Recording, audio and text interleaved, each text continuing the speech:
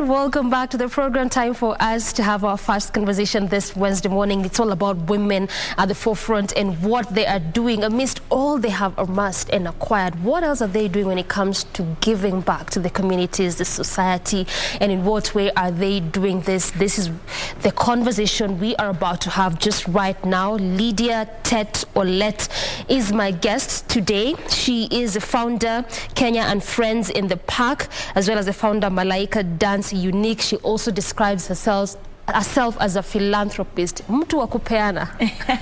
Yes. All right, so before you go to all that you're doing, because you're doing really a lot, not just here in the country, but even, you know, in the different places and areas that you have been. But from being an award winner, both at home and international, amassing and getting skills, experience, still both local and international, you have done a lot. I mean, I was just going through your award systems like, hey, I know. But in a nutshell, who is Lydia Tett? Okay, thank you so much for this opportunity, actually. Yeah, my name is Lydia Tett Olet. I'm a born Kenyan, and you can see with my bracelet, typical well representing Kenyan. The country. Well representing. And I live in the UK. I've been there for more than 20 years. And I refuse to forget my roots. I refuse to forget my culture. And I try and come home 3 times a year. Apart from the COVID time, so 2 years now, I'm here now, after 2 years, which is really not very good. And I do a lot in the UK, and because since I was a little child, I've always been giving out. And I've seen my mom. My mom, I think she was a very good, or she is still a philanthropist, and I took that from her. You know, they always say, give the mantle to somebody else. So I think my mom gave it to me. And as much as I do a lot. So I call myself an entrepreneur, and I also work with a lot of youths in the UK, because just in the UK only, we have 80% of youths in prison are black. 80% are blacks. So, and that really breaks my heart. So I work a lot with the youths. I'm also campaigning against domestic violence. So, because I did go through that myself. Okay. But it wasn't physical, it was emotional abuse. And so that's what I do, just in a nutshell. Yeah. You know, you really gear towards one of those pertinent issues, and also looking at the demographic that you focus on, the young people. There's always a lot to be talked about when it comes to young people, and we'll come to all of that as we continue unpacking the conversation. But also talk to me a bit about your upbringing. I understand you were born, of course, in the country, in Italy. Was it mom or dad who was in business? Both in business. Yeah. How did your upbringing look like? Wow, I like that. Okay, I always say that we were not really poor, okay? My dad, because my mom was a businesswoman, and my dad was working with the post office, which means he had money to see us through. But he misplaced his priorities. And that's why I like talking to boy child regards that. Don't forget your family. Do you understand?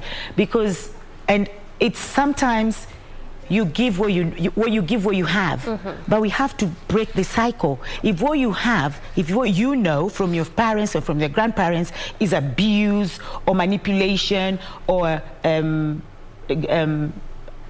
denying your children what they're supposed to have, if that's all you know, and you pass it on and you pass it on, then where will our generation end? So somebody has to break the cycle, you know. And my dad did not break that cycle. So all he did was women and alcohol.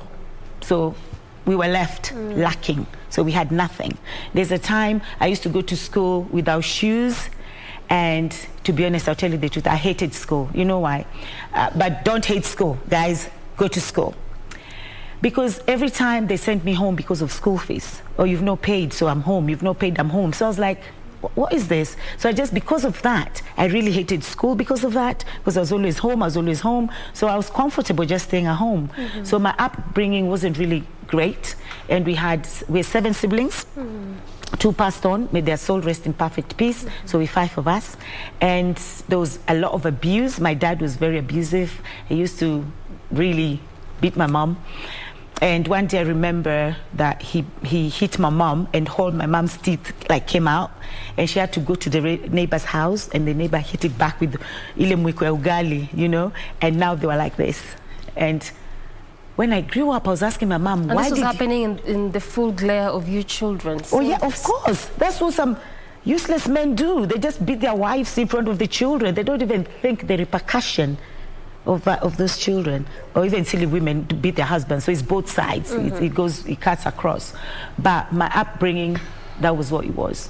And there was not too much love as well in family, because we used to fight as siblings, like physical fight, argument, you know, because if mom and dad... So this stretched further to even you siblings in how you relate with one another. Because let me tell you something, if parents are fighting, there's no way there will be, maybe sometimes, but most of the time, if the parents are fighting, it goes on to the children as well, because that's what you see. That's where you know, and that's why it's always a cycle, because if your parents are fighting and there's a boy child in that family, the boy child will carry on and start beating his wife and expects you to stay because my mom stayed, so why are you going? Do you get me? And the same thing as well, a girl child can go and start beating the husband because my mom was beaten and she stayed. So this is the norm, because we normalize things like that. So it was like that in my family. But I say that if I was to have children, because I did say I don't want children. That was my motto every time. I was like, I do not want to bring children in this world. And then I see them going through what I went through as a child. And also... So these things usually have that long-term repercussion like that. Exactly. Even on the mindset of... Exactly. Those that get to either experience it primarily or secondarily, you know, like for you as children, you were actually seeing this, maybe not quite to you, but you were seeing this happening. Yeah, it was really bad. It was really bad. My dad was really bad, but he's a good man now. He's changed. Alipata Yesu. So he's a good man now. So, but that's what was my upbringing. And I just made a choice to break that cycle. So I said, if I was to have children, because that time I was still young. Yes. So I said, if I was to have children, my children will never fight physically. They can have a healthy argument, because that's okay. You're allowed to agree to disagree, but physical fight, never. And my children have never fought physically. I have 3 beautiful angels. They've never fought. There's so much love within that 4 walls, within us. We're 4 ladies, because their dad went to the park and he forgot the house. So he's still looking for the house. So it's just the 4 of us. And so it's you and the babies. Me and the girls. And there's so much love between us, because I wasn't given that, but I made a choice that will happen. That's why I don't believe that, oh, because that's how I was brought up, that's why I'm like that. Well, my dad, my mom did. No, you can break the cycle if you want, because this is now your life. Choice. Thank you. It's a personal choice. All right. I mean, just listening to you, Siri, and I felt like it was also important, because you also want to understand where you're coming from with all that you're doing when it comes to giving back. You have not just stayed on the fact that you've gotten a lot of, because you've gotten a lot of awards. Clearly you have. But at what point did you break this? Because going by your achievements, the fact that you hated school, the fact that you lived actively in a place, in a house where domestic violence was the order of the day, at what point did you break this to come and achieve all that you have? Well, since I was a little girl, I used to look at my life and say, this is not going to be my life. I don't want to be like my mom. I don't want to get a husband like my dad, you know. And if I was to have children, I don't want my children to be like what we are as siblings.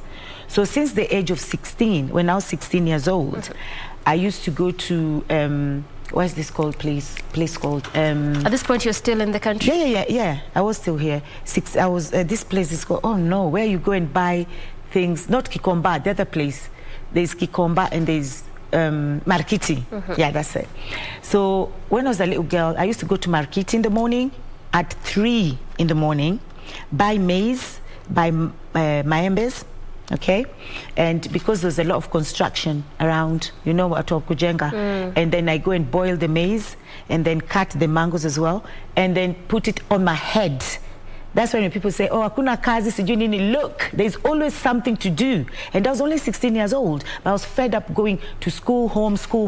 So I thought, what can I do to help my mom? It wasn't even for me. I wish I knew I could have saved that money. I came and gave it all to my mom, which is good. I love my mom dearly. And I'll go to Mjengo people and I'll be, maembe auzwa, mahindi, maembe, you know, bare feet. And I'll get the money, and by 1 o'clock, everything is gone. I come back home and then take some money, give it to my mom, and then the rest I'll be like, okay, this is for tomorrow again. So from 16 years old, I've been working. I've been doing something. I'm a go-getter since I was 16. I'm proactive since I was 16. So I don't sit down and wait for somebody to fetch for me. I don't sit down and depend on anybody. I've been independent since I was the age of 16. And that's when I said, this life, I don't want it. I want a different life. And I thank God that I got that. You got a different life. So when did the opportunity come? So I was a dancer. Like I said, I didn't like school. So, and I'm someone who likes looking for things to venture in. Yeah, thank God I did. But I ended up with ease, you know, and use and whatever. You clearly didn't like school. No, definitely All right, no. so you were a dancer. Yes, so I was a dancer. And you know, before that, because I was looking for what can I do with this qualification. I mean, look at this. No one can employ me. And I love dancing, and that's something that has been, and I just realized, why do I like dancing so much? And I sing. I'm an artist, okay? And it was my dad, actually. My dad was, you know, those Gormahia songs, that all those Gormahias, apparently, is my dad who started them. And I didn't know this until at a later date. So this is me. I like dancing, I like singing, I like all these things, and I'm thinking, what am I going to do with all this energy? So I started seeing people dancing utamaduni, you know, and I was like, God, I'm so interested in this. So I went to African Heritage, and I started learning how to dance. And of course, in an African setting or black community, you do not dance. You're either a lawyer, a doctor, engineer, or a failure. So for me, I think I was in that category of failure, but I didn't mind that, provided it's going to get money. So I started dancing, African dancing, not pole dancing. So I was just doing African dancing, and I started in African Heritage, and then now we're going to Machakos to perform and to dance as well in one hotel. And every time I was sitting in that matatu, I kept on saying, I look up, and I'll see planes passing, and I'm like, yo ndege. One day, nitaipanda, come rain, come shine. So because I was always this person who was so focused, I wasn't doing boyfriends, I wasn't doing alcohol. I don't drink alcohol, I don't smoke up to now. And because I'm naturally a crazy person, people always think, Lydia, uko sure ama ni bangi unavuta. I don't do all those stuff. I'm just a crazy, naturally person, okay? Filled by the Holy Spirit. I think I have that, a crazy Holy Spirit in me. And I used to say, because you know the power of the tongue and the power of words. If you confess positivity in your life, it will manifest itself sometimes in the natural. So I used to manifest that all the time. This is not my life. This is not my life. I will make it. I'll be a big person, and maju nitaenda. I don't care which maju it is, but that ndege nitaipanda. And because I kept on saying it and saying it, one day, eventually manifested on the physical, because that's what happens. Words are powerful, and also what you believe. If you believe in yourself and you believe, and it's not just about saying, it's about believing it, and it's about it, because you know our conscious mind doesn't sleep. So if you believe it and it sinks into your subconscious, it will happen. So every day, even when I wake up, I'm like, nitapanda ndege, nitapanda ndege. And you kept verbalizing and saying it. And it happened. I think that is just one of those perhaps good interaction we are having right now, because I mean, exams were just concluded on Monday, and obviously not every student got 400. Not everyone will go to national or even what you call the counties, provincial schools. So sometimes it's that thing that my life is over. Exactly. Let's say I have people like you, because regardless of the grades that you got, you're still here trying to make a change to our community and our society altogether. So is that how Malkia Dance Unique was born? Yes, so when I went to the UK, when I now left the country at the age of 21, and I'm not going to say now how long I've been in the UK, because then you calculate my age, so I'm not going to say that, but I've been in the UK for a long time. And when I left and I went there, I went and I started cleaning, because you don't just, this is the other thing, one day you guys, this is a different topic, but people always think that Maju is so easy, Nikenda Maju, if I'm a doctor here, I'm going to be a doctor. No, my darling, that is, life is hard, and it's different, and it's culture shock as well. The language, the food, the environment, everything is culture shock. So I get there, we speak our English, sometimes they don't even understand. They're like, excuse me, pardon, excuse me. So I have to spell it out. I have to be like, okay, I mean, and then they're, oh, that. And they make you feel like that. So you have significant? Yeah, so you have to adapt so fast with the culture. And that's not easy. As a young person, I didn't even know what I was going to do. All I knew is I want to go Maju. So when I got there, because I thought life was easy, I'll go there and start dancing. It wasn't like that. It took me almost 4 years to get into dance. And then I started working in a hotel, just kuosha hoteli, like a chambermaid. It's called chambermaid. So I started working in a hotel, and then I went to old people's homes. I started working with old people, and I was just doing all these odd jobs. And it's not really odd. If some people are doing it, that's fine. That's what they do, and that's fine. I'm not disrespecting anybody's career. Yes. And I finished doing that, and then I started working with the youths in a Bernardo 16 plus. And I think that's where this passion came from, because I used to see these youths and I'm thinking, you have the opportunity. I'm coming from a country where youths don't even have opportunities. Youths finish university and they don't even have work. But you've been given money to go to school, like they're being black, I don't even know what the word. Oh, if you go to school, we're going to give you £15, or we're going to give you £50, and they still even don't want to go. And then they're in this now, they're being looked after, and they're being paid to be looked after. Shopping is done for them. Money is being given for them to spend every month. We are being paid, of course, to look after them. So I was like, seriously, what is wrong with these children? So that's when I started talking to them, just to find out, why are you behaving like this? What's going on? So it's from that, this passion of working with the youths now grew. Because I was like, I don't want to see, and most of them were black children, again, black children.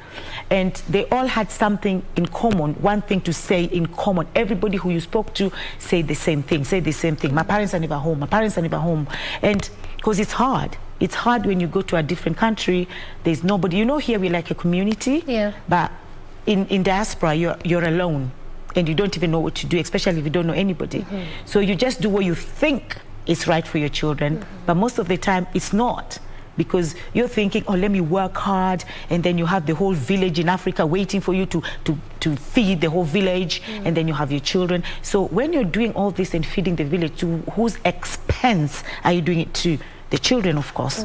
So when I started doing all these jobs, I wasn't still happy, because I know that I'm a performing artist. I love to dance. That's what I want to do. So one day, we go to a club, because I love clubbing, and we go to a club, and I see these traditional people dancing, and then they call people on stage. Before even they call people on stage, I was on stage, because I know the rhythm. So they're teaching people how to dance. They call it audience participation. And every step they did, I did. Every step. And then when we finished, the guy came to me and said, wow, you're quite a good dancer. And then I said, yeah, because I'm a dancer. And he said, oh, where do you dance? And I explained to him, but since I came to the UK, I've never danced, blah, blah, blah. And then he said, okay, I'll give you somebody. So he gave me the contacts of a company. It's called Ajido Pan-African Dance Ensemble that does just traditional dancing. So I went there, got an audition. Of course, I was a good dancer. Come on, trust me. And they took me in. And I started working as a dancer. But when I was now working as a dancer, I thought, is this my life? I can't just dance. I need to do something. So now, that's when I realized it's not that I really did not like education, it's the fact that I wasn't given that opportunity to actually learn, because now I started learning new things. So now I'm a writer, I've done my own play, I'm an Hollywood actress in the UK. I work in schools, so I teach in mainstream schools. I teach them about the African culture, but I stay with Kenyan culture because I know more about Kenyan culture. Not everything though. And we do all this, like all these little ones. I do it by myself in schools. I do a lot of anything to do with performing arts, I'm in it. And I'm also doing insurance as well. And a lot of Kenyans don't like to hear that because they say, hatutaki kukufa, usituambie about insurance. all right. So ideally, that is how MDU was birthed. Yes. And I've started a bit of contradiction there. You've said that is after you went the clubbing, and then you had earlier on said that you don't drink, you've never drunk. Anyway. Yeah, I do. I don't. All right. Yeah. I hear you. But I like clubbing though. I hear you. Yeah. Okay. So I want us to take a very quick break. But when we return, we'll be looking at the whole aspect of the MDU, because it's not just about entertainment, because you're also involved in largely creative educational particularly when it Yes. comes to communities. And that's what I want us to focus, because it's also geared towards giving back and trying to look how you can get those loopholes and try to see how you can assist persons in our cities and communities all together. Yeah. All right? Yeah, that's fine. Time for that break. We return with this conversation. Stay with us.